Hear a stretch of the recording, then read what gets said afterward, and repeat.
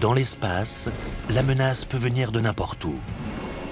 Des météores en provenance du cosmos, d'éruptions solaires invisibles mais mortelles, de glissements de terrain à la surface et de tremblements de terre sous la surface. L'espace, c'est semé d'embûches pour l'être humain. Pourquoi le feu est-il plus dangereux en orbite que sur la Terre? Que devient un être humain exposé aux éléments extrêmes de l'espace? La salive et le sang passent de l'état liquide à l'état gazeux. Attachez vos ceintures. Nous partons pour les catastrophes dans l'espace.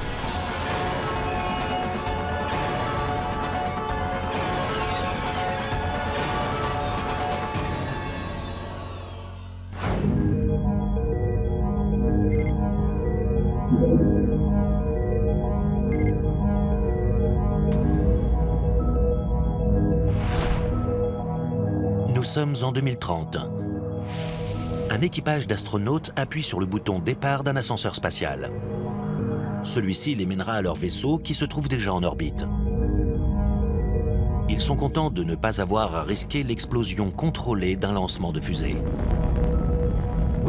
Nous sommes maintenant en mesure de fabriquer des fibres de nanotubes de carbone plus solides que l'acier. Et aussi incroyable que cela puisse paraître, ces fibres sont assez résistantes pour conduire un ascenseur vers l'espace. Il serait donc possible de grimper jusqu'aux cieux. Ce câble de 90 000 km rejoint une station d'arrimage qui tourne à la même vitesse que la Terre. Comme un satellite géosynchrone, elle se maintient au-dessus d'un point fixe au sol. Un ascenseur spatial, ce serait le rêve de n'importe quel astronaute. Mais ce rêve peut aussi tourner au cauchemar. L'ascenseur spatial doit être ancré à la Terre. Mais que se passe-t-il si un violent orage éclate et que les amarres se rompent? Le danger est là. Toujours prisonniers de la station d'arrimage, ces câbles se mettraient à virevolter dans tous les sens, fouettant tout ce qui se trouve dans un rayon de plusieurs centaines de kilomètres. Un problème lié à l'ordinateur de navigation ou au propulseur pourrait aussi déloger la plateforme de son orbite, rompant les câbles à leur sommet. Si des astronautes se trouvent dans l'ascenseur à ce moment-là, ce sera leur dernier voyage. Le câble de 90 000 km reliant la Terre à la station d'arrimage retomberait vers la Terre et pourrait s'enrouler presque 3 fois autour de la planète, au niveau de l'équateur, créant le chaos sur une vaste zone. Ce ne serait pas seulement une catastrophe pour les astronautes qui se trouveraient dans l'ascenseur. L'énergie cinétique dégagée par ce câble fouettant l'atmosphère serait un danger pour tout ce qui se trouve dans les airs. Comme tous les systèmes humains, cela comporte des dangers. Et cela n'est qu'une des nombreuses catastrophes qui guettent les futurs explorateurs de l'espace.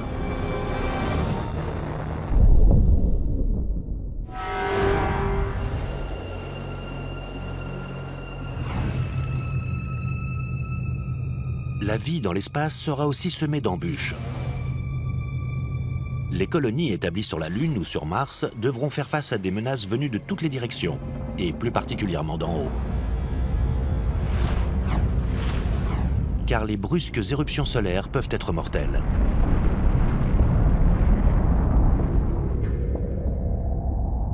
Si l'on voulait se promener à la surface de la Lune, le plus grand danger serait les éruptions solaires.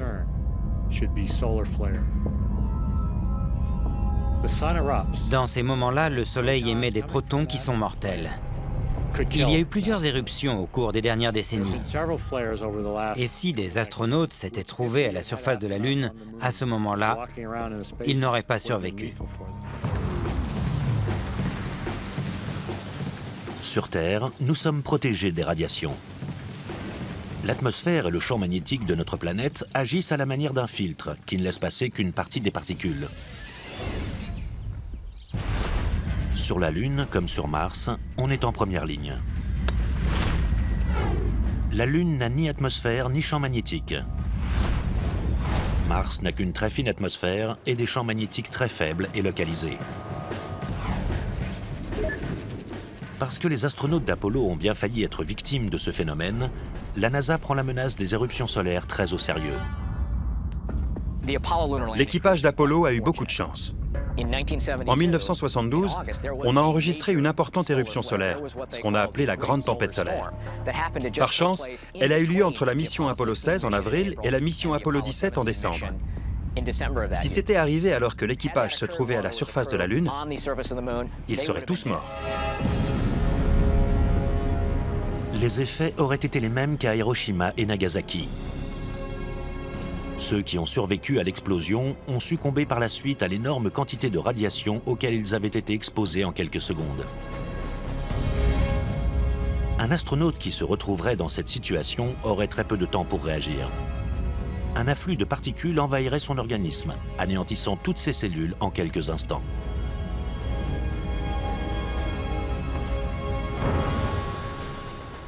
Les colons de l'espace devront donc être constamment sur leur garde. Il nous faudra des rapports météorologiques, mais de météo spatiale. Il nous faudra des satellites qui surveilleront le Soleil et nous préviendront à l'avance en cas d'éruption. La lumière du Soleil met seulement 8 minutes pour atteindre la Lune. Et elle est suivie de particules. Vous avez quelques minutes, tout au plus une demi-heure, pour vous mettre à l'abri. Et la tempête pourrait durer plusieurs jours.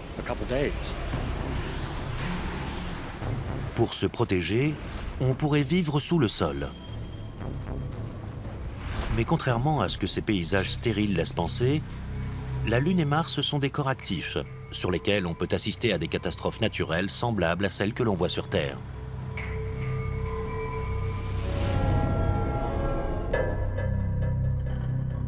Je suis ici dans le désert de Mojave, dans une grotte volcanique sous environ 2 mètres de roche. Vivre sous terre pourrait être une solution sur la Lune ou sur Mars. À la surface de la Lune ou de Mars, il y a des radiations solaires, des radiations cosmiques. Et sur Mars, il y a des tempêtes de poussière. Alors vivre sous le sol permet d'échapper à ces phénomènes. Mais il y a d'autres dangers.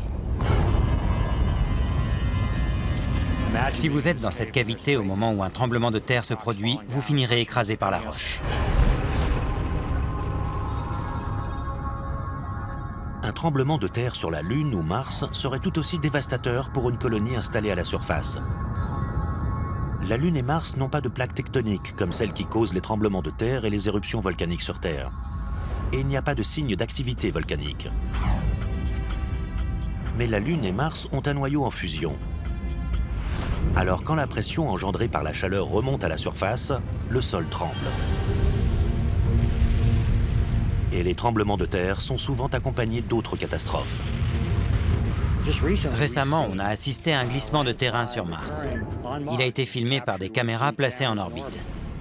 Alors on sait que ça peut arriver. Mais ça peut être dur à anticiper. On pourrait établir notre base à un endroit qui nous paraîtrait parfaitement sûr et se rendre compte quelques années plus tard qu'il y a un risque de glissement de terrain. On ignore encore exactement ce qui a déclenché ce glissement de terre sur Mars. Ce que l'on sait, c'est que celui-ci a eu lieu près du pôle Nord, dans une zone gelée, et que c'est probablement de la glace qui s'est déplacée. Or, c'est tout à fait le genre d'endroit où l'on pourrait établir une colonie, dans l'idée de tirer parti de la glace et de la convertir en eau potable.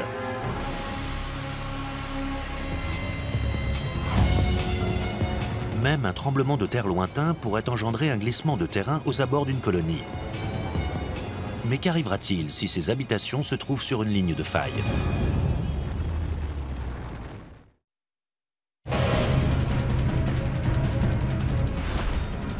Dans le futur, les colons de la Lune ou de Mars devront faire face à toutes sortes de dangers, notamment des catastrophes naturelles comme des tremblements de terre.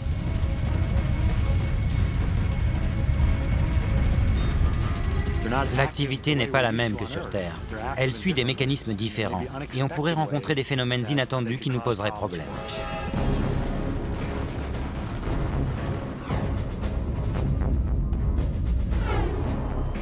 Au jour d'aujourd'hui, nous ne connaissons, au sens propre comme au sens figuré, ces planètes qu'en surface.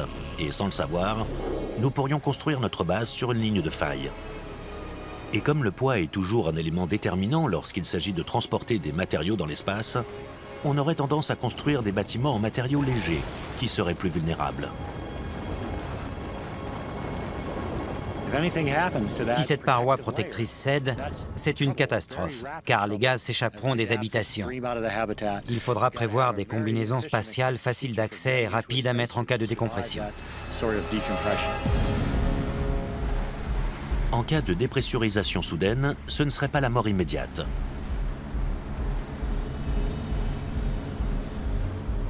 Mars est doté d'une atmosphère très fine, même si celle-ci n'est pas respirable, puisque principalement composée de dioxyde de carbone. Sur la Lune, il n'y a que le vide spatial. Mais comme nous l'apprennent les accidents industriels dans les chambres à vide sur Terre, on aurait tout de même une chance de survivre. Une exposition d'environ 1 minute n'est pas forcément mortelle. Mais si vous restez plus longtemps, vous manquez d'oxygène et votre sang se sature d'azote.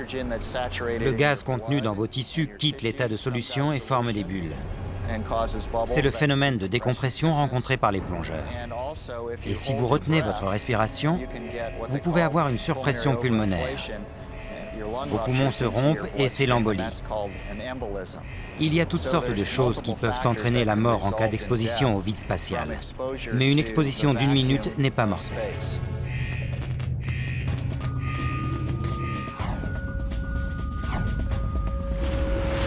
Et puis, il y a les températures extrêmes. Sur la Lune, les températures varient de 115 degrés au soleil à moins 140 degrés à l'ombre. Sur Mars, il peut faire tout aussi froid. Mais si vous avez de la chance, vous pouvez avoir une agréable température de 20 degrés en été. Cela dit, en l'absence d'atmosphère respirable, il est fortement déconseillé de sortir sans combinaison spatiale. Un autre danger guette les premiers colons de l'espace qui vivront à la surface. Les météores. La Lune est une cible facile. En témoignent les cratères que l'on peut observer sur la Lune.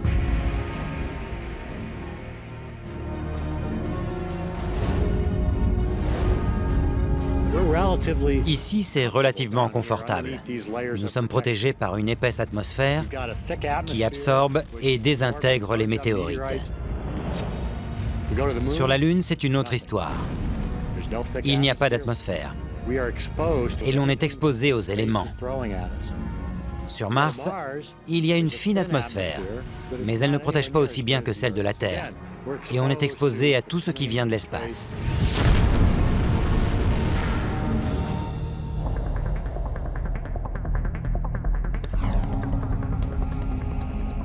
Les chutes de micrométéorites, des petites météorites de moins d'1 centimètre de diamètre, sont fréquentes et imprévisibles. Si un petit caillou transperce votre combinaison spatiale lorsque vous marchez à la surface de Mars, c'est très embêtant. C'est la dépressurisation et vous pouvez mourir. Et si on envoie des colons sur d'autres planètes, ça arrivera forcément un jour. Il y a à peu près autant de chances d'être frappé par une micrométéorite sur Mars que d'être frappé par la foudre sur Terre. Les micrométéorites pourraient aussi percer le mur d'un bâtiment. Comme les stations spatiales, les colonies seront sûrement composées de plusieurs sections ou modules. Et comme les astronautes dans leur station spatiale, les colons seront sûrement amenés à condamner des sections entières de leur colonie en cas d'urgence.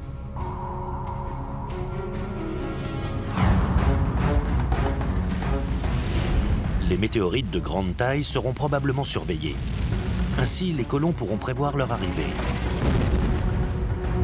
Mais une évacuation pourrait s'avérer inutile, car l'impact engendrerait une onde de choc de plusieurs kilomètres à la ronde.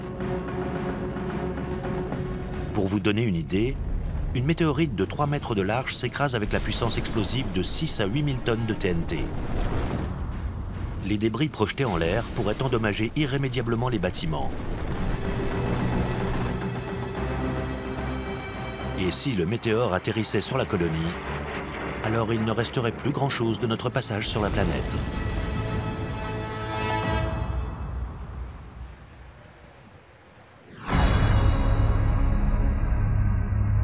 Sur Mars, il est peu probable que les colons s'installent à proximité d'un volcan. Et il n'y a probablement pas eu d'activité volcanique sur la Lune depuis plusieurs milliards d'années. Mais des vestiges de cette période volcanique pourraient donner du fil à retordre aux équipages et à leurs véhicules. Sur la Lune comme sur Mars, on rencontre des traces d'écoulement volcanique. Alors on peut s'attendre à trouver ceci, des cavités volcaniques. Ça peut être assez dangereux quand vous vous baladez en véhicule à la surface de la planète. Cela peut abîmer le véhicule. On peut se retrouver au fond d'un cratère sans aucun moyen d'en sortir. Pire, cette grotte volcanique pourrait être recouverte d'une fine couche de roches volcaniques. Et si vous passez dessus, la surface cède et vous tombez. Mais des catastrophes moins spectaculaires pourraient aussi frapper nos colonies spatiales. Parmi elles, l'épuisement des provisions. Comme la Lune est relativement proche de la Terre, un approvisionnement d'urgence pourrait arriver en quelques jours. Mais Mars se trouve à plusieurs mois, voire plusieurs années de route, en fonction de l'alignement des planètes. S'il y a un problème et que vous êtes à court de provisions sur Mars, le ravitaillement peut mettre 2 ou 3 ans à arriver. Alors si vous pensez avoir assez de provisions pour un certain temps, mais qu'il survient un imprévu et que vous perdez la moitié de vos provisions, vous êtes mort. Et c'est un vrai problème. Il faut donc avoir d'importantes réserves. Il faut prévoir des provisions pour 5 ou 6 ans.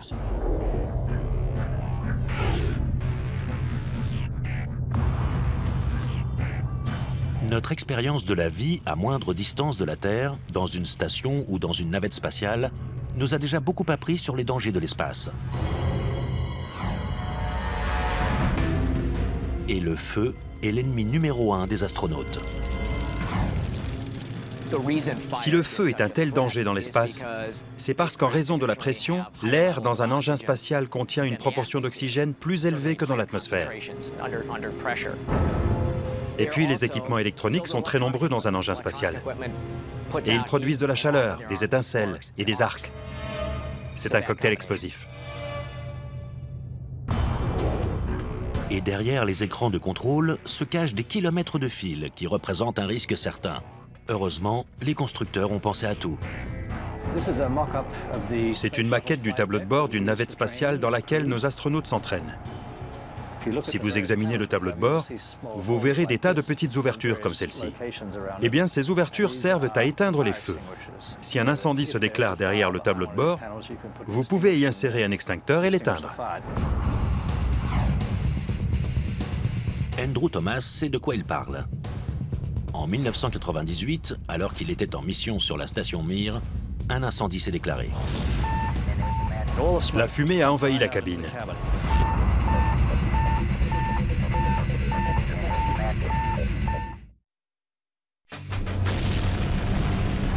Les astronautes fendent l'espace, s'efforçant tant bien que mal de maintenir à bord de leur navette pressurisée une atmosphère semblable à celle de la Terre. Et dans l'espace, le feu est l'une des principales préoccupations. En 1998, Andrew Thomas se trouve à bord de la station Mir, avec 2 cosmonautes russes, quand tout d'un coup c'est l'incendie. De manière ironique, le feu se déclare alors que l'équipage est en train de nettoyer un épurateur d'air, un dispositif conçu pour éliminer de l'air le gaz carbonique et les toxines expirées par l'équipage. La fumée a envahi la cabine. Et tout d'un coup, l'air s'est empli d'un épais nuage. Et bien sûr, le système de ventilation a diffusé cet air dans toute la station. Au bout de 2 heures, il y avait de la fumée dans toute la station. Alors il a fallu attendre que le système de ventilation l'évacue. Cela a pris environ 2 jours.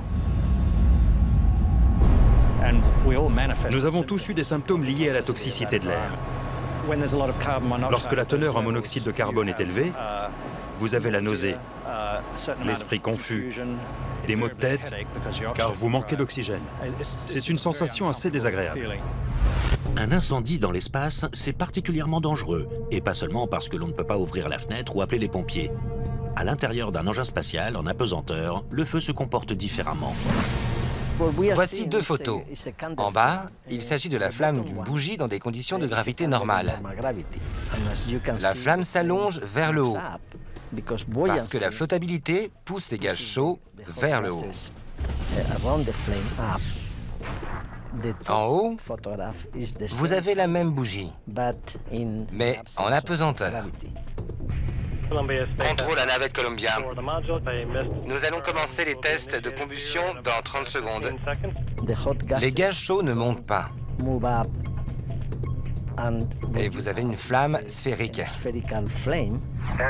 Test combustion commencé. Passons à l'étape 2. Ainsi, dans l'espace, il ne sert à rien de placer des détecteurs de fumée au plafond. Au lieu de cela, les détecteurs sont placés à côté de petits dispositifs d'aspiration qui attirent l'air, la fumée et d'autres substances toxiques. Pour comprendre les dangers du feu dans l'espace, l'équipe du professeur Fernandez Pello mène des expériences dans le laboratoire de combustion de l'Université de Californie à Berkeley et dans l'avion de transport militaire KC-135. Pour cela, il produit de brefs instants d'apesanteur. En théorie, un incendie en apesanteur devrait être moins intense que son équivalent sur Terre, car les gaz chauds ne montent pas et l'air froid n'alimente pas le feu à sa base. Mais l'équipe du professeur Fernandez Pello a découvert que la réalité à l'intérieur d'un engin spatial était tout autre.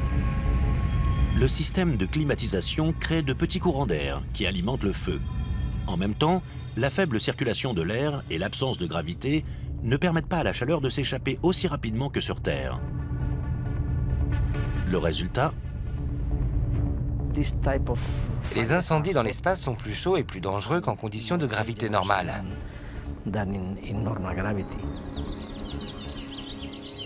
Et le feu risque d'être encore plus redouté à l'intérieur du nouveau vaisseau spatial Ares-Orion, conçu pour remplacer la navette. Ils ont décidé de réduire la pression et d'augmenter le niveau d'oxygène pour réduire le temps de préparation nécessaire aux astronautes pour sortir du véhicule. Alors nous testons différents matériaux dans cet environnement. Et nous avons constaté que dans l'environnement des véhicules de la nouvelle génération, un objet s'enflammait 20% plus vite que dans l'environnement actuel.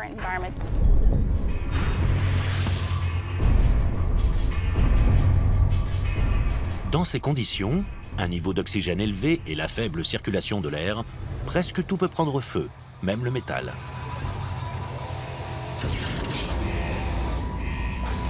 Dans le pire des scénarios, l'équipage d'une station spatiale serait incapable d'éteindre rapidement un incendie. Celui-ci se propagerait trop vite pour être circonscrit en cloisonnant les modules.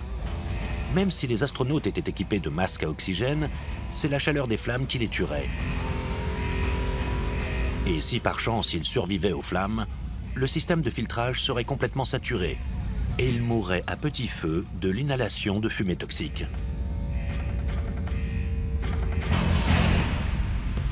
Leur meilleure chance de survivre est d'abandonner le vaisseau et de retourner sur Terre dans une capsule de retour. C'est ainsi que l'équipage d'Apollo 13 a pu s'en sortir. Le 11 avril 1970, 3 hommes s'envolent vers l'espace. 2 jours plus tard, sur le chemin de la Lune, un réservoir d'oxygène explose. La déflagration entraîne une importante perte d'oxygène et endommage le système électrique du module d'entretien. Les 3 hommes sont contraints de se replier dans l'espace restreint de la capsule lunaire. Apollo 13, c'est le cas classique de la panne qui s'est bien terminée. C'est arrivé au bon moment, quand ils étaient en route pour la Lune. Et les astronautes ont pu utiliser le module lunaire comme un bateau de sauvetage pour retourner sur Terre. Si c'était arrivé après avoir atterri sur la Lune, sur le chemin du retour, alors cela aurait été sans espoir. Lovell, Zweigert et Hess seraient morts. Le risque d'incendie est particulièrement élevé à l'intérieur des combinaisons spatiales. Au cours des sorties extravéhiculaires, ou EVA, la combinaison spatiale doit être maintenue à basse pression. Pour rester souple, il faut travailler dans une pression bien inférieure à celle qui règne dans l'atmosphère terrestre. Si votre combinaison spatiale était à la même pression que l'atmosphère terrestre, vous ressembleriez à un ballon. Vous ne pourriez pas bouger. Or, lorsque la pression est basse, comme sur le mont Everest, les astronautes doivent respirer de l'oxygène pur, et celui-ci est hautement inflammable.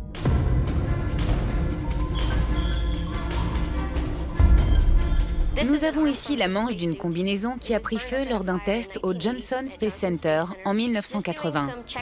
Il s'agissait de simples tests de contrôle qui consistaient à pressuriser la combinaison à l'aide de 2 sources d'oxygène différentes.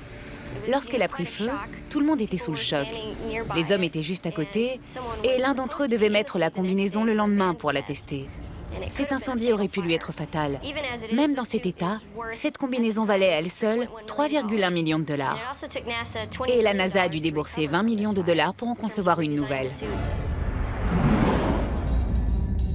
Les sorties extravéhiculaires sont dangereuses sous bien d'autres aspects. La première d'entre elles a bien failli mal se terminer. Alexei Leonov a été le premier humain à se promener dans l'espace en 1965. Mais pressés d'effectuer cette sortie spectaculaire et de coiffer les Américains au poteau, les Soviétiques ont fait des impasses sur la sécurité. Et il s'est mis à gonfler comme un énorme bibendum. La combinaison est devenue rigide. Elle n'a pas supporté la différence de pression entre l'atmosphère respirable à l'intérieur et le vide spatial. Le problème, c'est que la capsule spatiale de la mission Soyouz était très petite. Et l'écoutille qui permettait d'entrer était encore plus petite. Alors au moment de rentrer, il a voulu dégonfler un peu sa combinaison pour passer dans la trappe. Mais il vous dira qu'il n'était pas tout à fait sûr de ce qu'il faisait.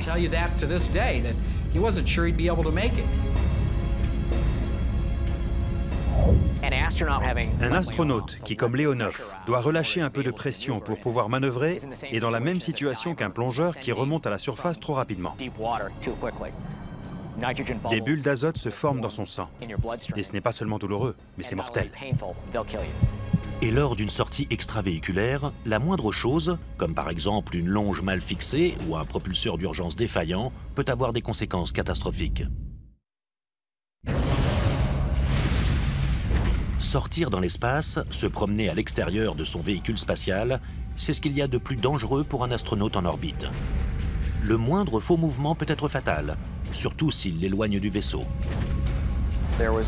Lors d'une mission russe, un astronaute n'était pas attaché. Il se trouvait dans la zone de SAS et regardait un autre membre de l'équipage quand il s'est mis à dériver. Son coéquipier s'en est aperçu et l'a rattrapé. Un astronaute à la dérive dans l'espace, sans attache et sans système de propulsion, a peu de chances de s'en sortir. C'est comme un homme à la mer.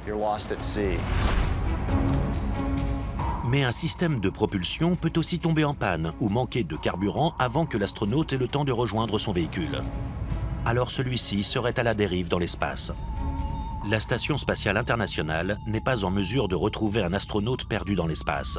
Et si la navette était arrimée, il faudrait trop de temps pour la démarrer et se porter au secours de l'astronaute à la dérive.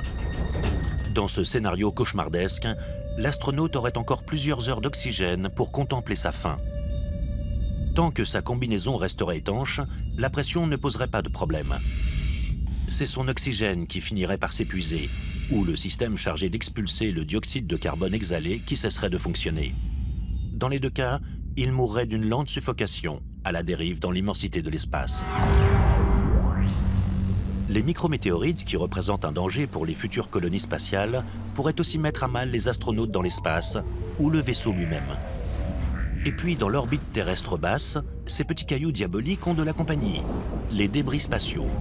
Micrométéorites et débris peuvent se déplacer à plus de 30 000 km/h. À cette vitesse, un objet de quelques millimètres peut faire de gros dégâts. Une micrométéorite dans l'espace, c'est un peu comme une balle de golf en l'air. À une différence près, la micrométéorite est beaucoup plus petite. Et parce qu'elle se déplace à une vitesse extrêmement élevée, elle fait beaucoup plus de dégâts à l'impact. Si une micrométéorite rencontre la combinaison d'un astronaute, elle le troue.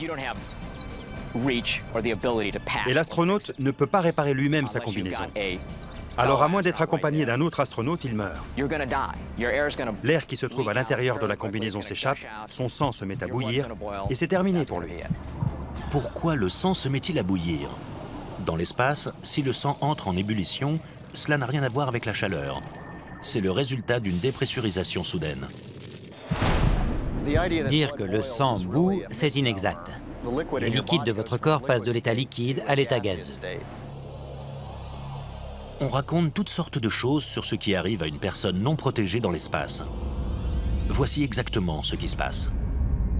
À mesure que le vide spatial remplit la combinaison de l'astronaute, les parties liquides de la langue et des yeux se mettent à faire des bulles, ainsi que la salive, les fluides internes et le sang. Tandis que le sang se transforme en gaz, l'oxygène n'atteint plus le cerveau, ni aucune partie du corps. Le cerveau cesse de fonctionner au bout de 15 secondes, et la victime plonge dans l'inconscience.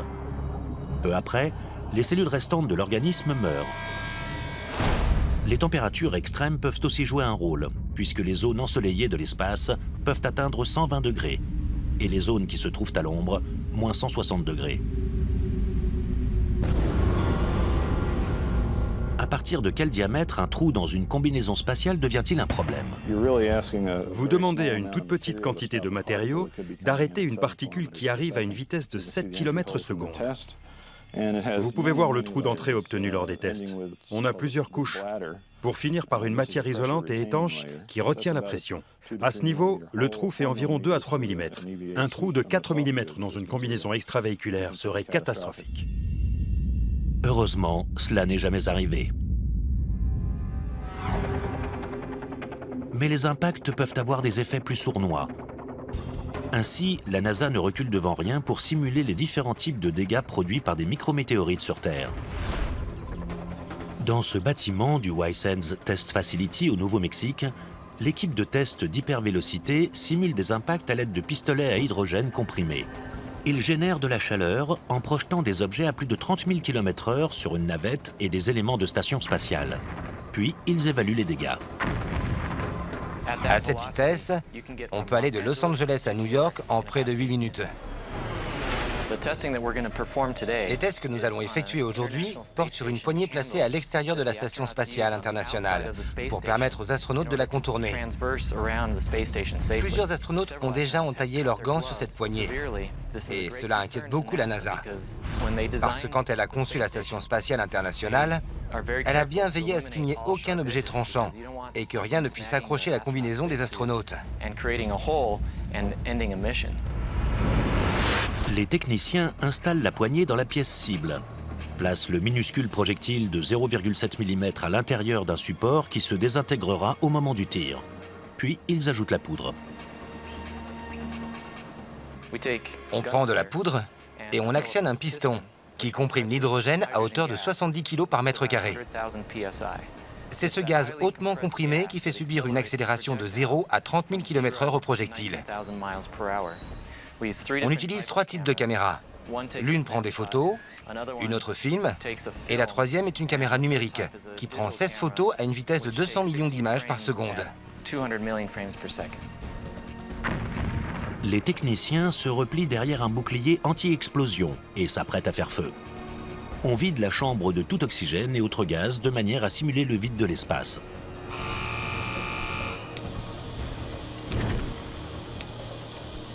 C'est le moment de vérité.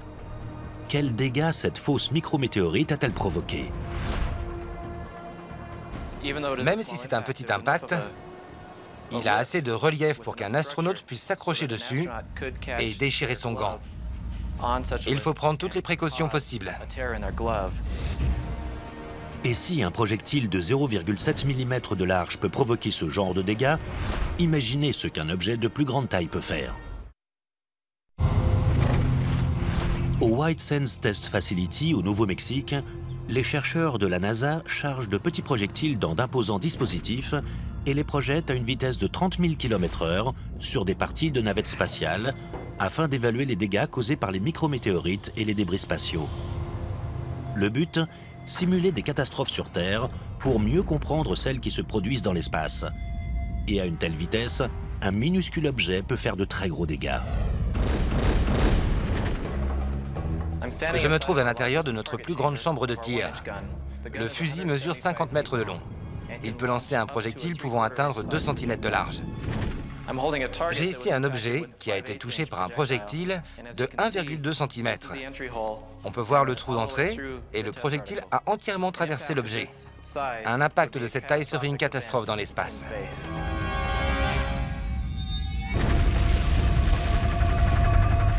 Pour survivre, l'équipage de la Station spatiale internationale n'aurait pas d'autre choix que de mettre des masques à gaz et de se diriger vers la capsule de retour. Ainsi, un objet de quelques centimètres de large les contraindrait à abandonner un engin de plusieurs milliards de dollars. C'est à cause de ce genre de scénario que les équipages ne cessent d'ajouter des couches de protection à l'extérieur de la station spatiale. D'autres types de scénarios ne sont dus qu'à nos propres erreurs. En 1997, un cosmonaute russe a eu beaucoup de mal à guider un véhicule de transport non habité vers son point d'arrimage à la station Mir. En aviation, 70% des accidents sont dus à des erreurs humaines. Alors il ne serait pas surprenant que l'homme soit à l'origine d'un certain nombre d'accidents survenant dans l'espace. Dans le cas de la collision avec Mir, le membre de l'équipage avait signalé qu'il ne se sentait pas assez entraîné pour effectuer l'arrimage. Mais l'équipe de contrôle au sol n'a rien voulu entendre. Le véhicule a percuté la station, ce qui a entraîné une dépressurisation de la cabine. Puis la station spatiale s'est mise à tournoyer sur elle-même. C'est un peu comme les boules de billard. Lorsque l'une d'entre elles frappe une autre boule, elle la met en mouvement. Tout ça pour dire que la moindre erreur peut avoir des conséquences catastrophiques. Mais les accidents survenus dans l'espace sont peu de choses par rapport aux accidents survenus lors du décollage et de l'atterrissage d'engins spatiaux. On dit que les 80 premiers kilomètres et les 80 derniers kilomètres sont les plus dangereux d'une mission. L'explosion au décollage de la navette Challenger en 1986 et la désintégration de Columbia lors de sa rentrée dans l'atmosphère en 2003 en sont les meilleures illustrations. Mais si nous voulons un jour aller au-delà du système solaire, il nous faudra développer des technologies encore plus puissantes. Parmi les options possibles, le moteur antimatière, qui suscite enthousiasme et crainte. À l'intérieur d'immenses accélérateurs de particules, on crée des quantités minuscules de matière composée d'atomes dont la charge est inverse à celle des atomes habituels. Ainsi, dans l'antimatière, les électrons sont positifs et les protons négatifs. Lorsque la matière et l'antimatière entrent en contact, elles s'annihilent, libérant une énergie colossale. Les moteurs antimatière affichent un taux de conversion de la matière en énergie de 100%. La bombe atomique elle-même n'est efficace qu'à 1%. Cela signifie que seulement 1% de sa masse est convertie en énergie. Eh bien, avec le moteur antimatière, ce sont presque 100% de la masse qui sont convertis en énergie. C'est le système de propulsion de demain. Mais il y a un problème. Si une cuillère à café d'antimatière a le pouvoir de nous propulser à travers le système solaire, elle a aussi la capacité de détruire une ville entière.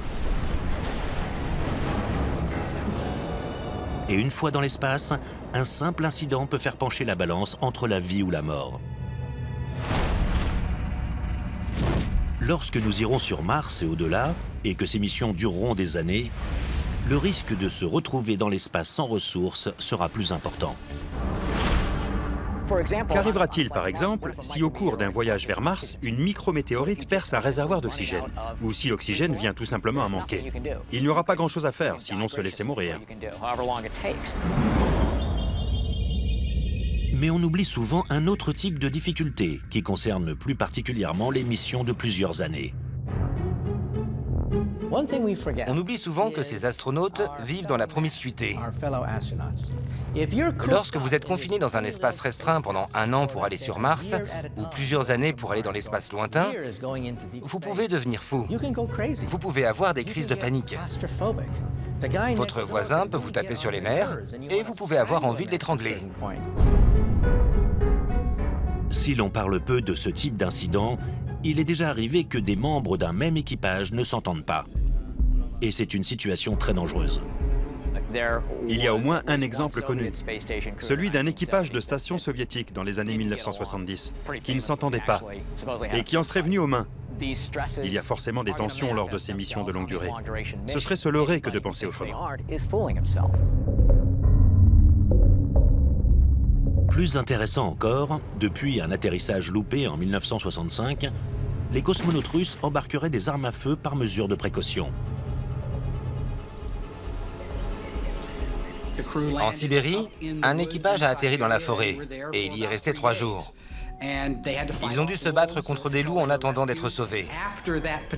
À la suite de cette mission, les Soviétiques ont décidé de mettre une arme dans chaque capsule de la mission Soyouz, au cas où cela se reproduirait. On dit que les kits d'urgence soviétiques contiennent aujourd'hui une arme à feu. Mais les autorités spatiales se montrent peu prolixes sur le sujet. Or, le risque n'est pas seulement de voir un membre de l'équipage perdre son sang-froid. On a rapporté le cas d'un expert technique qui a accompagné une mission dans l'espace pour conduire une expérience. Mais son expérience, qu'il avait passé toute sa vie à préparer, a échoué. Alors il a menacé de se suicider. Et les membres de l'équipage ont décidé de l'enfermer et de surveiller l'écoutille pour le protéger de lui-même et se protéger. Si toutes ces catastrophes et ces incidents nous ont appris une chose, c'est ceci. On ne peut prévenir complètement les catastrophes dans l'espace. Si nous voulons poursuivre notre conquête de l'espace, nous devons accepter le risque. C'est une activité très dangereuse, mais nous devons limiter ce risque. Et pour cela, il nous faut de bons techniciens et de bons dirigeants.